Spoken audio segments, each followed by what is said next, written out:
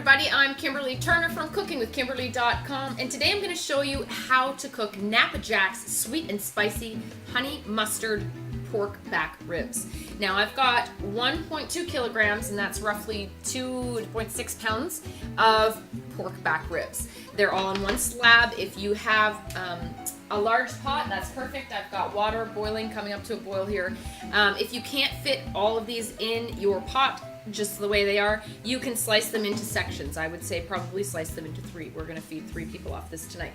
Now, in my water on the stove top, I'm going to add about a quarter to a half a teaspoon of red chili flakes. I'm going to add about a dozen black peppercorns. I've got 3 bay leaves, 3 whole cloves. I've got a half a teaspoon, or actually probably 1 whole teaspoon of whole mustard seeds, and I've got a half a teaspoon of coriander seeds. In that goes.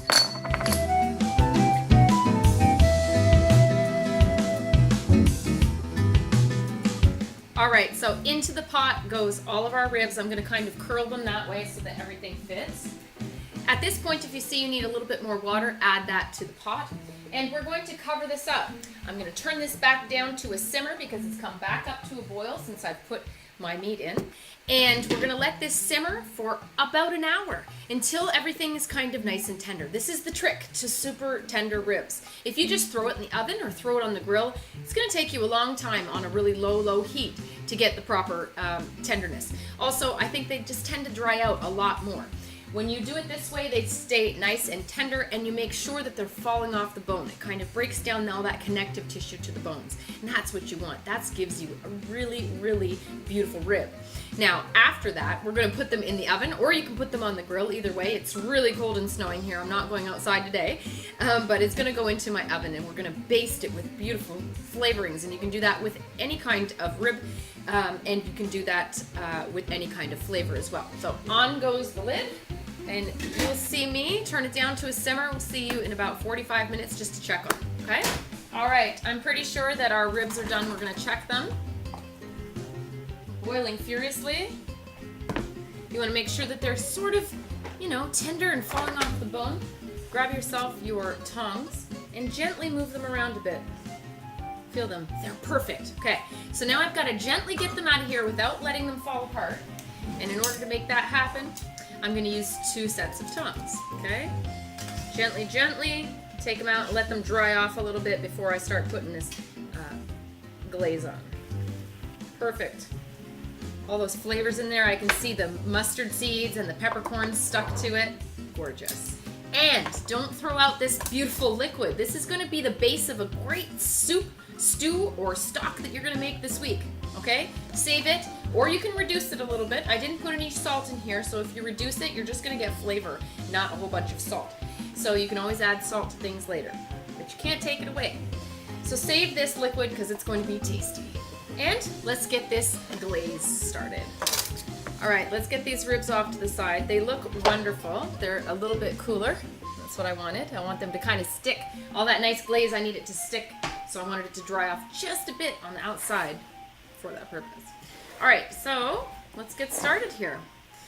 I'm going to add this awesome mustard from Napa Jack's. This is their sweet and spicy mustard. It is phenomenal. Check out my review on it and the recipes I've done with it. Some really delicious stuff. I've done, even grilled up tindora, beautiful South Asian style vegetable. They're nice and thick and chunky. It's got these beautiful mustard grains in here. So this has country Dijon mustard, which has water, mustard seed, salt, white wine, spices, sugar, and dried chili in there. So, it's even kind of creamy as well. Absolutely wonderful. So I'm going to probably use, probably 2 tablespoons worth at least to start. I'm going to do a taste test, of course. Make sure you check out WineCountryKitchens.com for Napa Jack's whole line of mustards. They even have a beautiful truffle one. Oh, amazing on ham.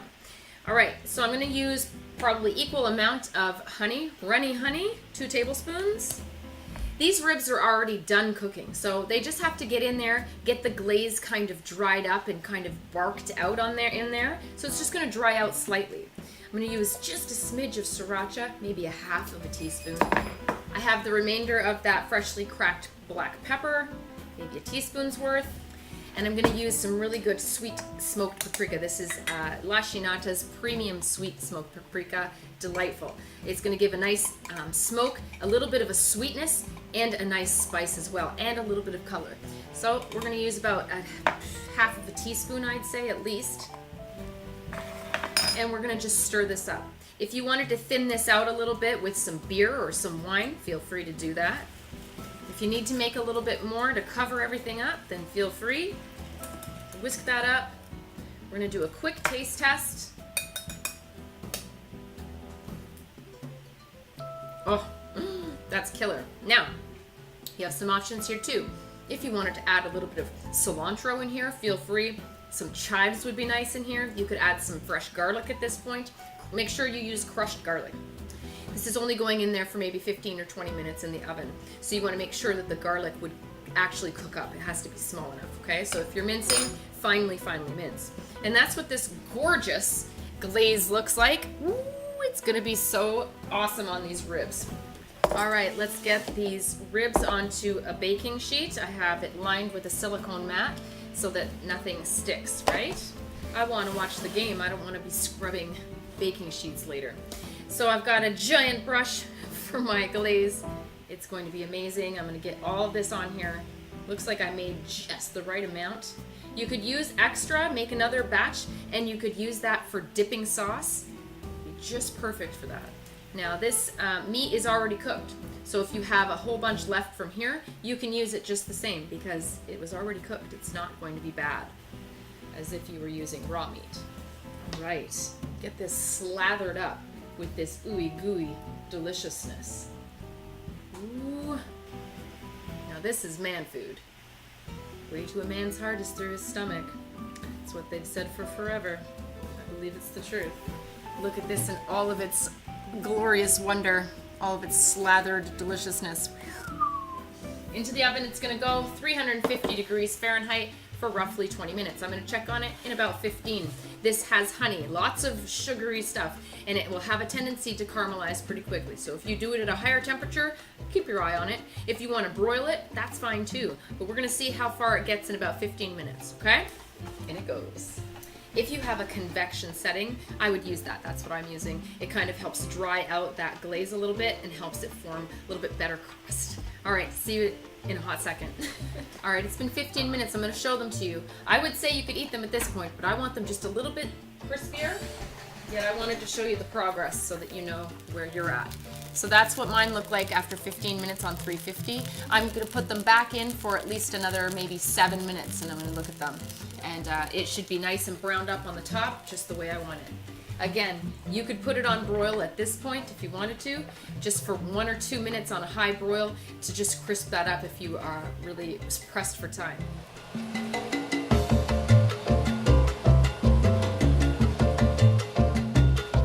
These are done.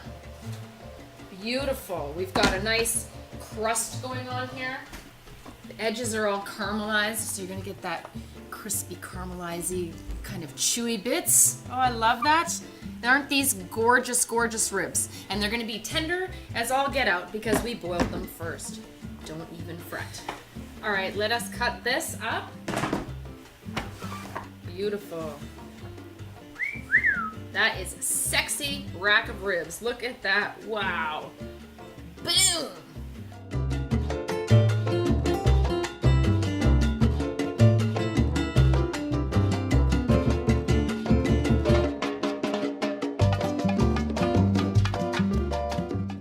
So we're gonna cut between the ribs into like planks of these amazing tasty things. I'm gonna do 3 at a time, I think. Cut right between, you'll be able to see where the ribs are.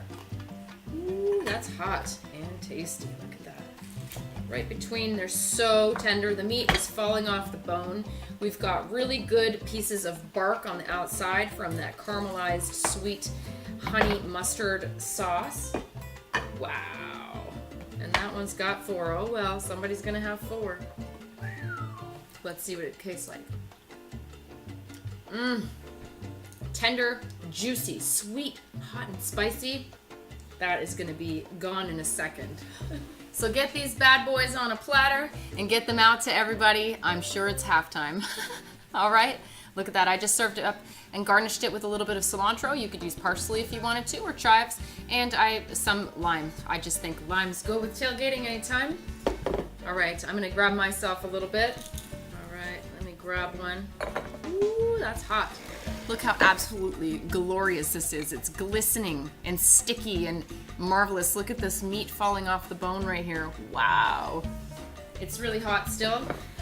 Let's keep it that way, get everybody their food. Ooh, see, look at this. It's just falling right off the bone. Super hot though.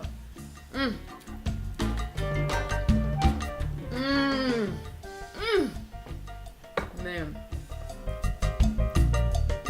That caramelized bit, it's like chewy and just sticky and wonderful. Mmm. A little bit of char from inside the oven, little blackened bits. Oh my goodness. This meat is so tender. Look at that. Ooh, it's just glistening. It's gummy almost. Woo. Mmm. Mmm. Finger licking good. Crazy good.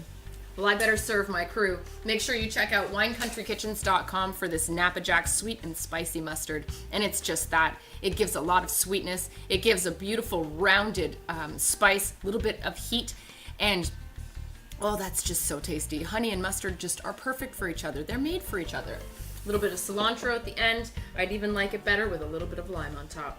Ooh, now that is tailgating. You're gonna love this mustard. Mmm. That is pork back rib heaven. Mmm. So whether you're making sticky ribs or whether you're making a beautiful vinaigrette for a salad, Napa Jack's sweet and spicy mustard is just what you want.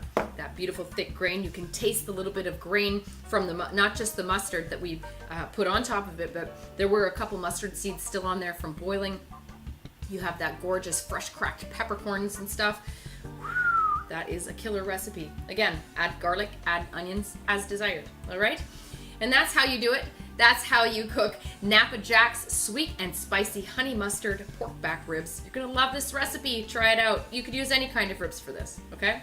That's it. Follow me on Twitter at Cooking with Kim E with a capital E. Like the fan page at facebook.com/cookingwithkimberly. My shows are on ifood.tv/cookingwithkimberly, youtube.com/cookingwithkimberly. You can find my channel on Roku, Cooking with Kimberly, and I'm also syndicated on Apple TV and Amazon. Come to my website at cookingwithkimberly.com and subscribe. Interact with us and let us know what's going down in your culinary world. All right? Be a champion in your kitchen and eat deliciously. Bye!